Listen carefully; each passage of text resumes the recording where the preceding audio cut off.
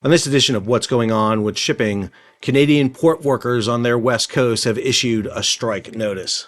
I'm your host, Sal Mercogliano. Welcome to today's episode. So you may remember that we covered for a long time the issue between the ILWU, the International Longshore and Warehouse Union, and the Pacific Maritime Association, and their labor negotiations here in the United States. Did a whole video when we got the announcement about the agreement being made. You can check out that video up here. But at the same time, up in Canada, the Canadian ILWU, the International Longshore Warehouse Union of Canada, and the British Columbia Maritime Employers Association were also in negotiations. And while the U.S. version has come to an agreement, which is still not in force yet, let's be clear, the ILWU still has to vote on this agreement, and it's out at the local unions right now or the local aspects of the union for negotiation. There are different agreements because of the different types of ports from San Diego up to Tacoma. On the west coast of Canada and British Columbia, there have been issues regarding this. And now there's a notice that the ILWU is going to initiate strike action on July 1st. So let's go ahead and take a look at this story. If you're new to the channel, hey, take a moment, subscribe to the channel, hit the bell so you'll be alerted about new videos as they come out. All right, let's look at this. So here's the notice that went out from the ILWU to the BCMEA that is under Canadian labor law, that the union will commence the strike action against the BCMEA and its member employees on July 1st, 2023, on or about 8 a.m. So this is obviously the line in the sand. Written on June 28th. We've got a few more days here. This is meant to cause action on what is happening between their negotiation. You saw this statement come out from the Canadian government on this. Minister O'Regan and Minister Alghabra's statement regarding collective bargaining. They acknowledge the receipt of this, but they go on to say, we support the collective bargaining process because the best deals are made at the bargaining table. That's the focus here. Strongly encourage the parties to go back to the bargaining table and work together to reach an agreement. That is what matters most right now. Remember, it was the introduction of Interim Secretary of Labor Liu coming into the West Coast that is largely acknowledged as getting the PMA and the ILWU to come to an agreement. Not exactly sure how much of a role she played, but I think it was the threat of government action, either federal mediation or, at the worst case extreme, Taft-Hartley, that prompted the U.S. ILWU and the Pacific Maritime Association to come to an agreement. Reading on, everyone, the employer, the union, the mediators, and the government understand the urgency and what is at stake for Canadians and our supply chains. The parties are responsible for moving goods both nationally, internationally, and industries and consumers would feel the effects of work stoppage. We're going to quantify that in a second.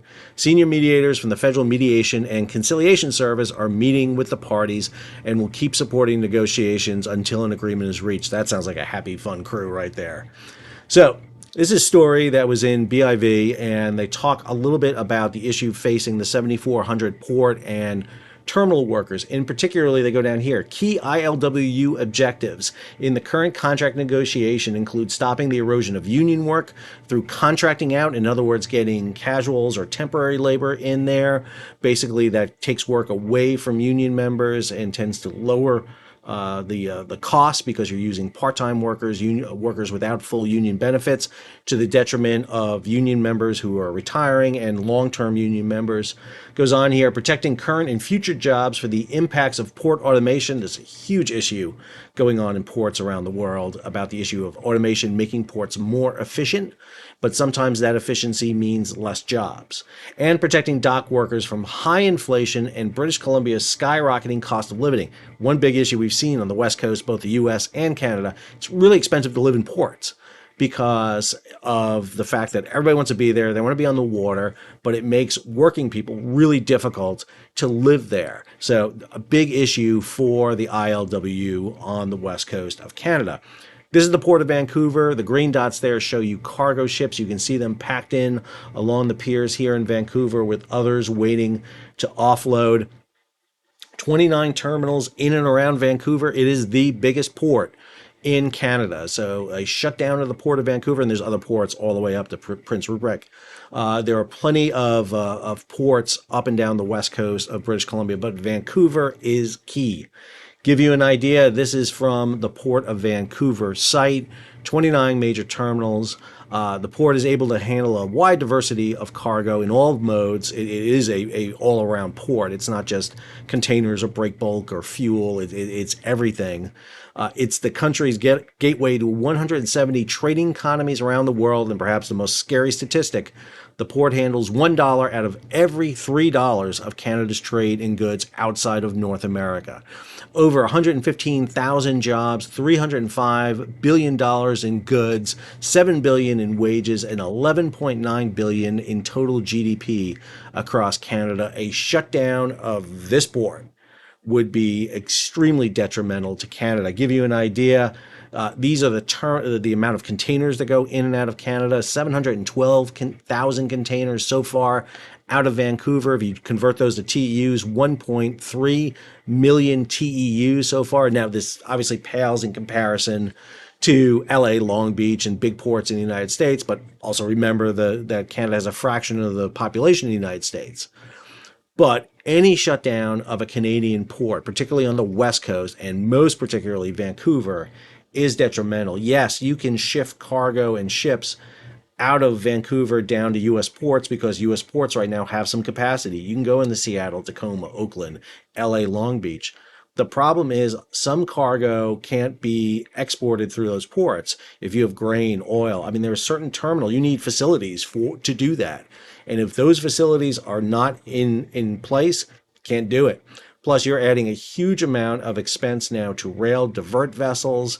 Obviously, the shipping companies are going to be looking at this, whether or not they need to cut Vancouver and Canada out of their port schedules, or do they need to divert other areas. Remember, the Canadians' railway system just merged with U.S. and Mexican railway systems, so there's now actually a railway system that you can offload in Mexico, go through the center part of the United States, through the Kansas City Southern Railway, and connect into the Canadian National and Canadian Pacific Railways. So there's a lot of alternatives that they can go. Not really a big alternative to shift to the East Coast for Canada, because there's not really a lot of big East Coast ports for him to go to. This is why Vancouver is so key to Canada, and why a strike like this really bodes poorly for Canada. They need to get an agreement hammered out before July 1st, because a strike in Canada will have detrimental impact across the Canadian countryside, but also resonate across the globe. One disruption of the supply chain causes butterfly effects across the whole supply chain. And if they see a strike happen in Canada, they see, for example, maybe the strike gets a better deal than they would have had, what does that do to the labor negotiation of the ILWU and the PMA on the West Coast of the United States? Huge ramifications in this deal right now. Hope you enjoyed today's episode. If you did, hey, take a moment, subscribe to the channel, hit the bell so you'll be alerted about new videos as they come out. Leave a comment. Hey, let me know, Canada, both on the British Columbia MEA side and the ILWU side. What's going on? What do you guys think? Leave a comment.